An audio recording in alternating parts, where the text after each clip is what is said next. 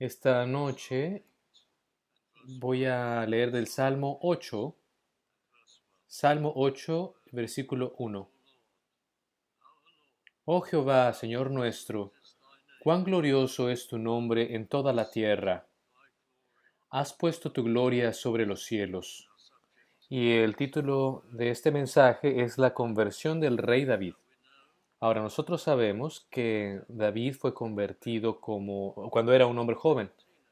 Quizá era un adolescente. Y él dice en el Salmo 71, en ti yo tenía confianza en mi juventud.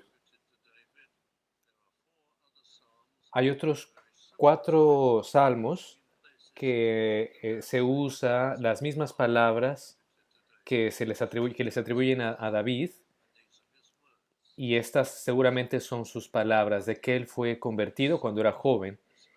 Y este salmo, que es muy reflexivo, es una reflexión en cierto sentido de lo que le pasó al rey David mucho antes de que se convirtiera en rey, cuando era joven. Es casi una crónica de lo que pasó, y es algo de lo que vemos en el Nuevo Testamento.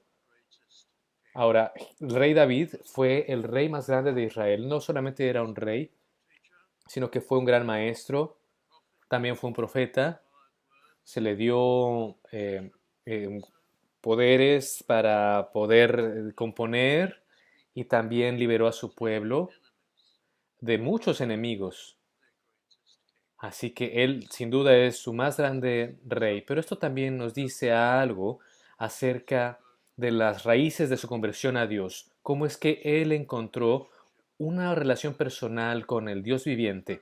Así que mi primer subtítulo es: David ve la grandeza de Dios, que Dios tiene que ser el primer punto. Todo empezó cuando él vio la grandeza de Dios.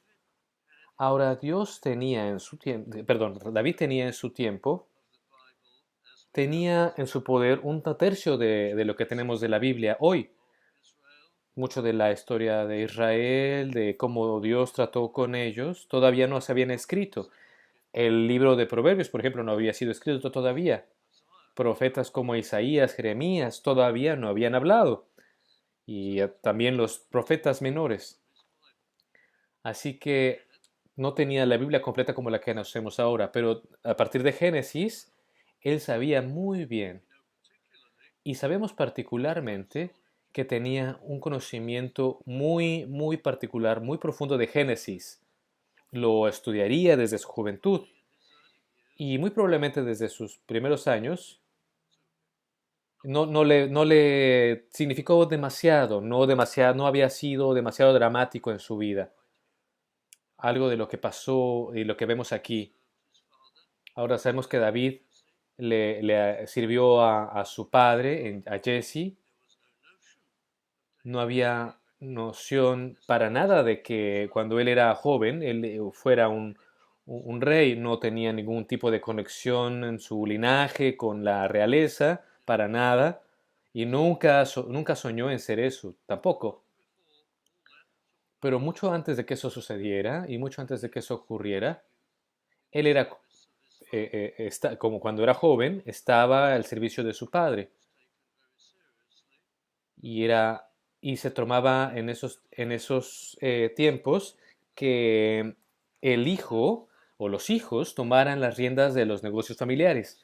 Y en este momento, en este ejemplo, vemos cómo es que se puede pensar en David como alguien que tomaría las riendas de los negocios de su padre. Él tuvo 7 hermanos.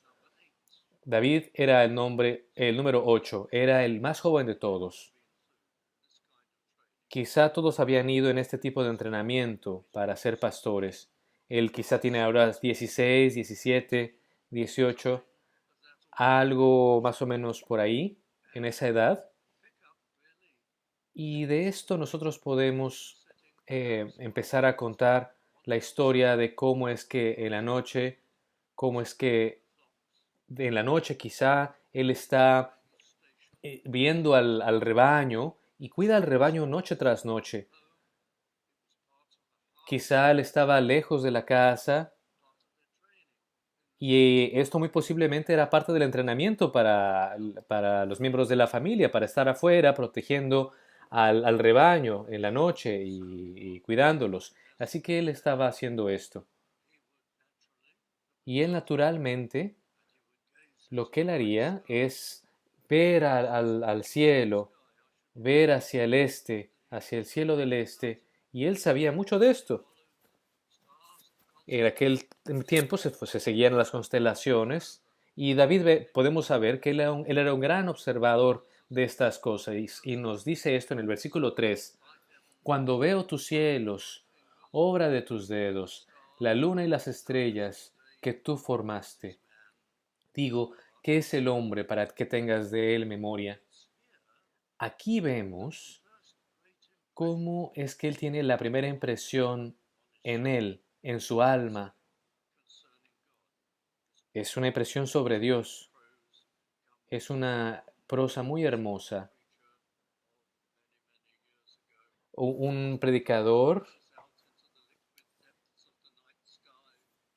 un predicador en alguna ocasión dio un comentario acerca de esto y comentaba acerca de cómo es que la grandeza de los cielos abren de la insignificancia del hombre.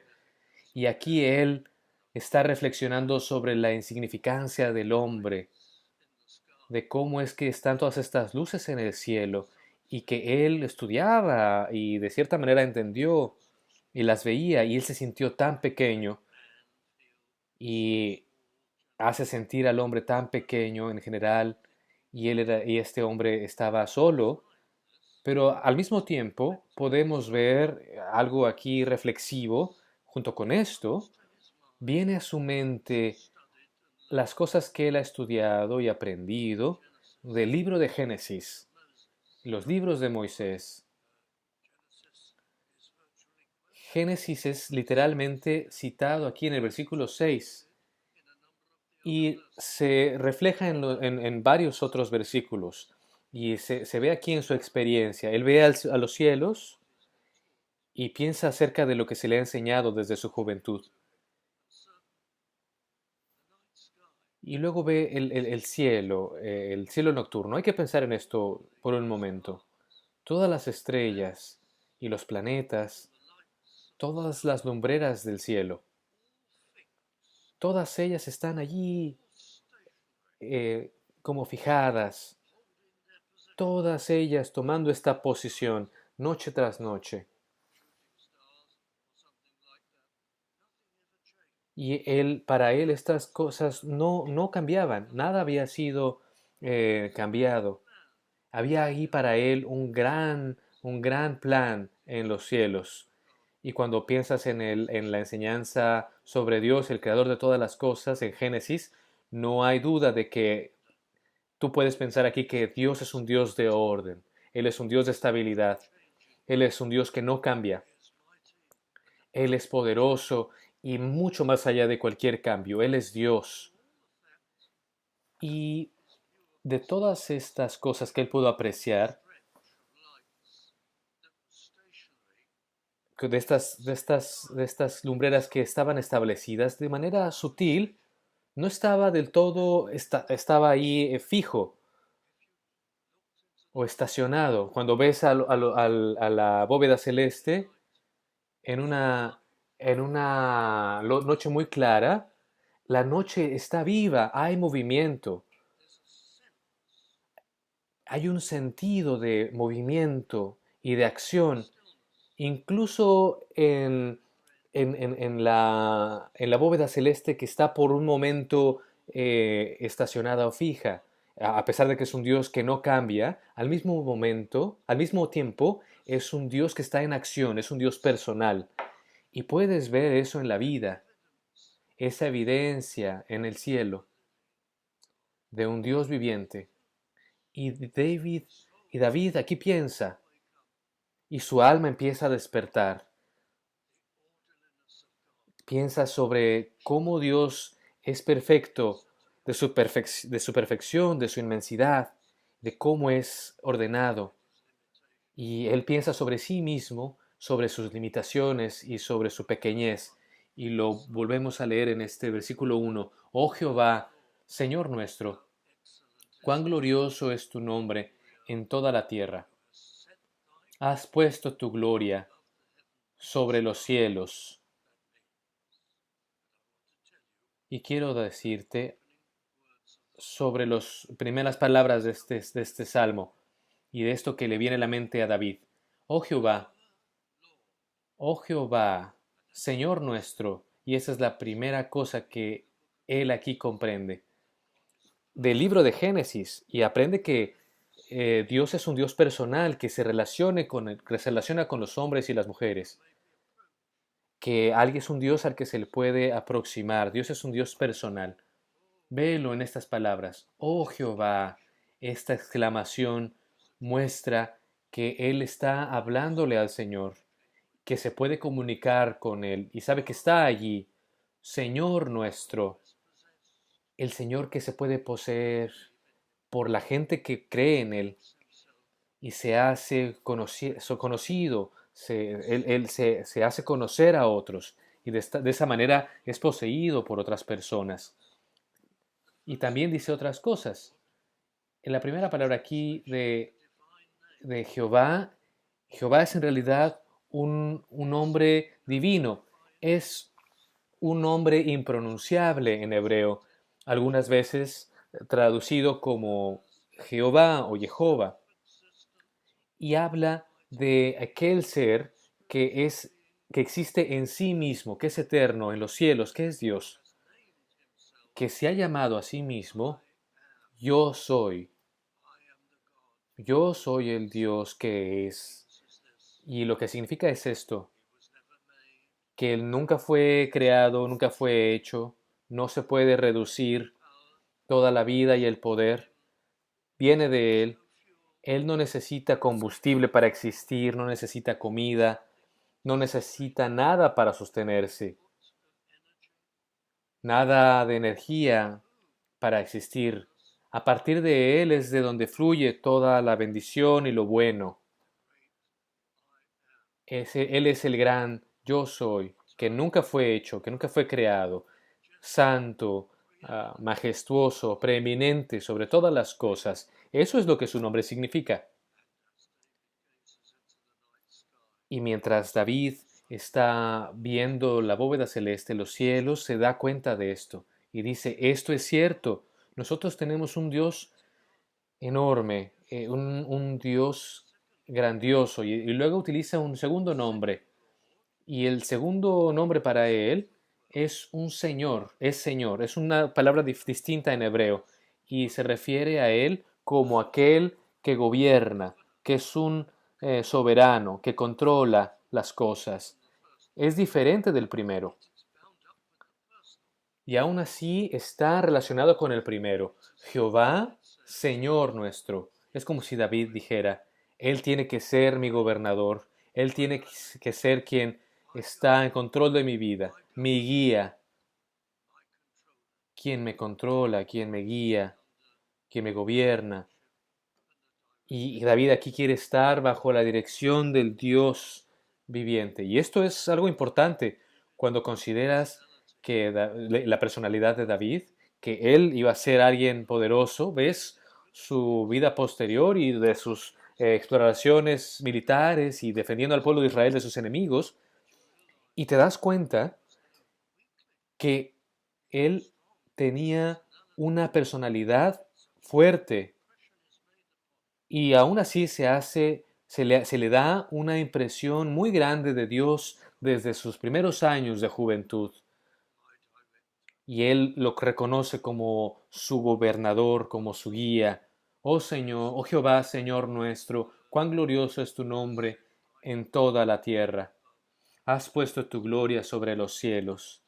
Nada se le compara. Él es glorioso. Qué excelente eres, qué poderoso eres, es tu nombre en toda la tierra. No hay nada sobre la tierra, es lo que quiere decir David, con lo que se te pueda comparar contigo, Dios Todopoderoso. Nada en ninguna escala. Aquí empieza el inicio de su conversión, una comprensión de la grandeza y de la majestad y de la santidad de Dios Todopoderoso, quien será quien es el gobernador de todas las personas y que será en un punto el juez de todas las personas. Y el siguiente punto es que ve la pequeñez del hombre. Y es el versículo 3: cuando veo tus cielos, obra de tus dedos, la luna y las estrellas que tú formaste, digo, ¿qué es el hombre? ¿Qué es el hombre para que tengas de él memoria?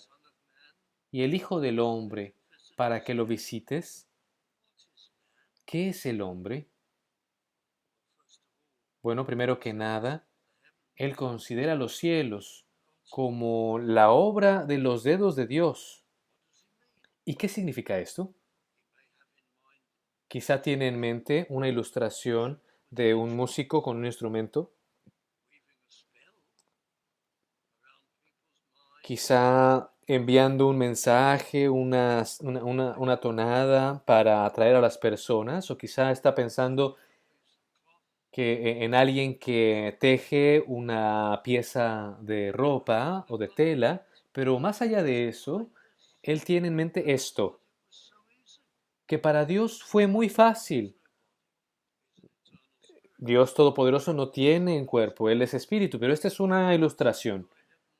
Cuando veo tus cielos, obra de tus dedos, oh Señor, no te tomó a ti tu cuerpo entero o tus brazos, para ti fue fácil, fue sencillo, fue el trabajo de tus dedos. Tú eres tan grande que toda la creación fue simple para ti. Y bajo la luz de esto, qué es el hombre? Y la palabra en hebreo de hombre es una palabra que solamente se utiliza cuando quieres describir al hombre en su debilidad y en su fragilidad. Así que él se refiere aquí, David dice, el hombre tan débil, tan insignificante, que Dios lo visita. Y el primer significado de esto es David, mientras es un joven, y esta gran impresión que tiene de Dios y cómo lo desea para que sea su Señor, que sea su Dios. Y de cierta forma David se, se, se detiene un poco a pensar, pero ¿quién soy yo? ¿Quién soy yo para que Él me visite? Para que Él sea mi Dios y mi Señor. ¿Quién soy yo? Y esto se extiende a todas las personas. ¿Por qué Dios haría esto? ¿Por qué Dios extendería su amor a hombres y mujeres en general, que son pecadores, que no están interesados en Él, que están tan alejados de Él, viviendo para este mundo, y son tan triviales y pequeños para Dios? ¿Qué es el hombre para que tú lo visites y para que vengas a Él y toques su corazón y lo bendigas?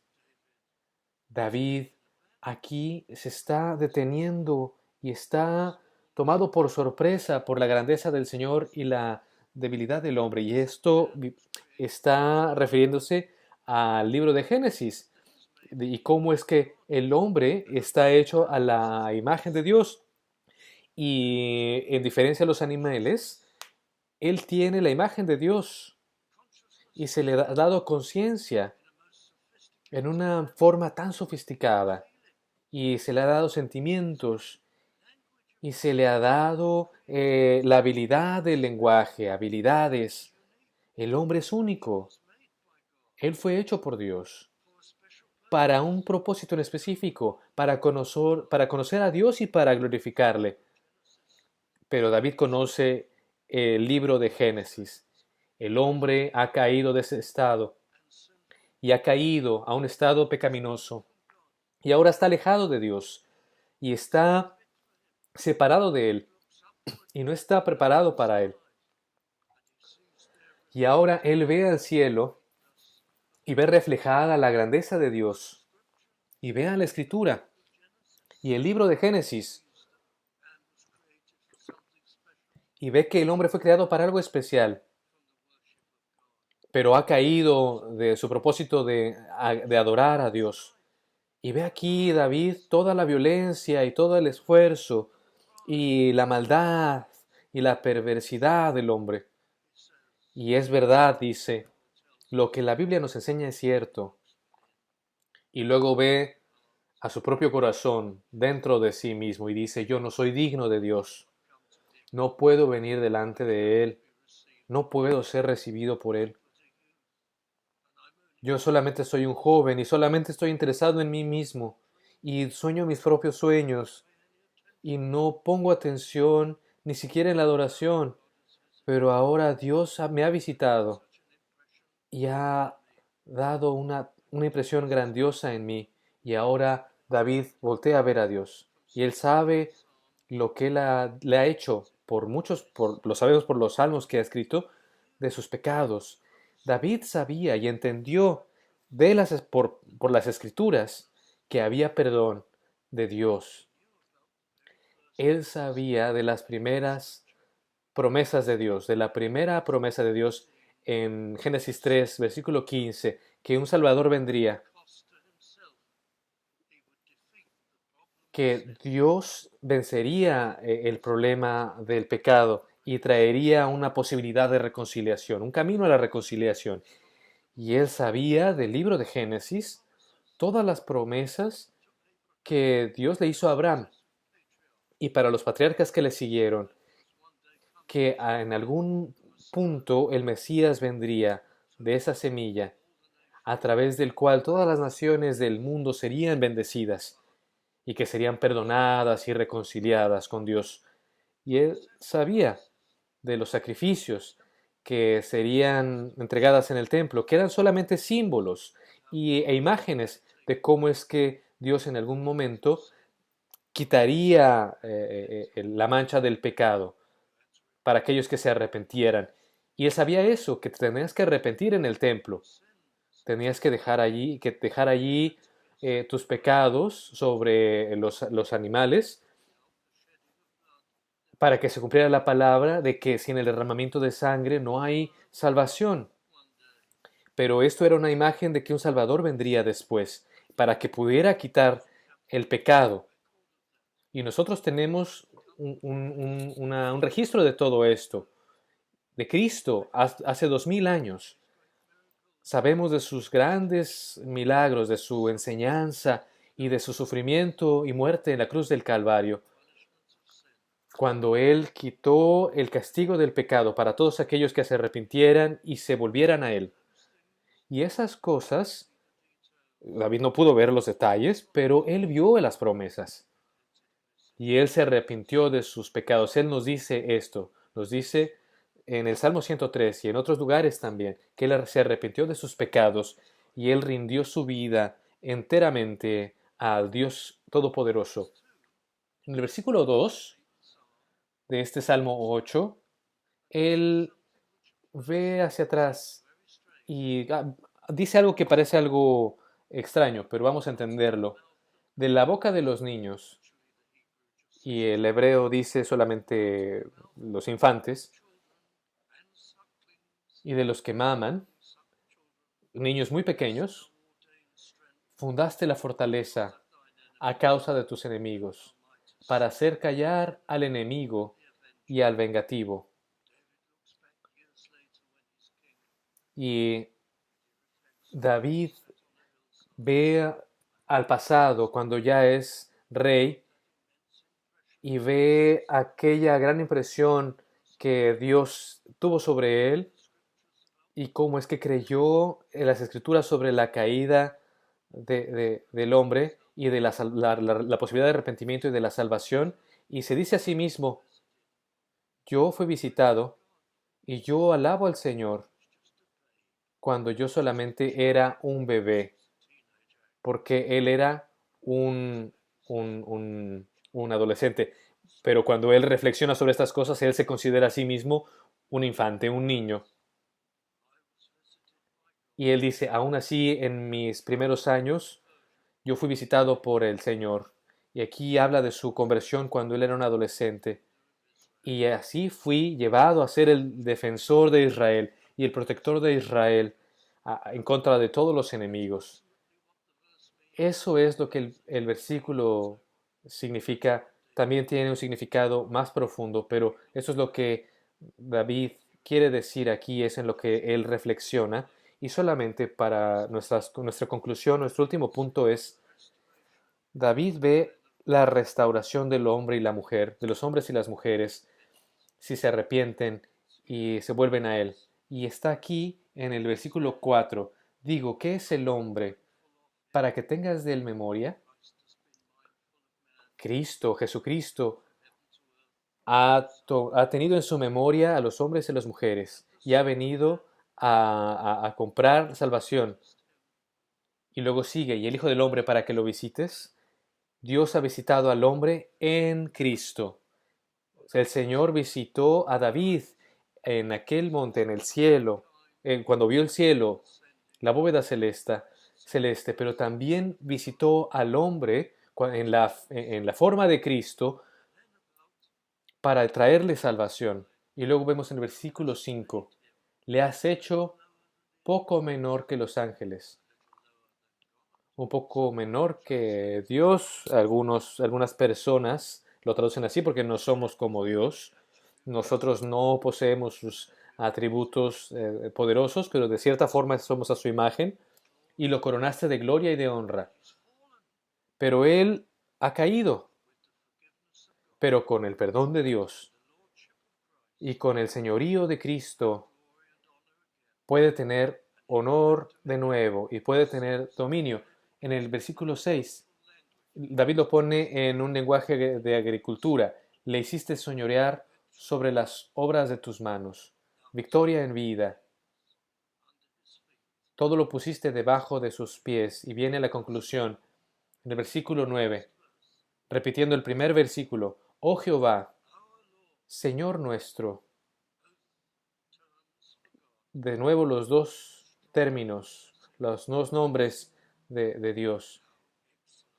Y también el nuestro posesivo. Cuán grande, cuán expansivo es el hebreo, dice el hebreo, es tu nombre, todos tus atributos en toda la tierra. Cuando vienes a Cristo, tu vida es transformada y cambiada y ves la obra del Señor con nuevos ojos y lo que Él está haciendo. ¿Has reflexionado sobre Dios y sobre su majestad y su grandeza? ¿Alguna vez has reflexionado sobre el hombre, hombre y mujer, y nuestra pequeñez y nuestra pecaminosidad? ¿Alguna vez has reflexionado sobre la misericordia de Dios que está disponible para salvación, como David en sus primeros años en su juventud? Ven a Cristo, ven a Él, ven humildemente, ven de donde estés, arrepiéntete de tus pecados. A pesar de que lo hubieras ignorado, arrepiéntete, cree en Cristo, que es la única manera, el único camino para tener salvación, que da vida eterna para los pecadores que se arrepienten. Ven humildemente a la cruz del Calvario y rinde tu vida a Él, y Él será tu Dios y tu Salvador y tu Señor y tu director, quien te guíe, quien te gobierne. Vamos a orar. Dios, nuestro Padre Celestial, bendícenos, vuelve nuestras vidas, cámbialas, que podamos ver al menos un vistazo de estas cosas. Llévanos cerca de ti, que podamos conocer tu amor perdonador, el perdón de nuestros pecados, la reconciliación contigo, que podamos ver el inicio de una vida contigo, en oración, en relación contigo. Lo pedimos por tu gran amor y lo pedimos en el nombre de nuestro Salvador Jesucristo, por amor a su nombre. Amén.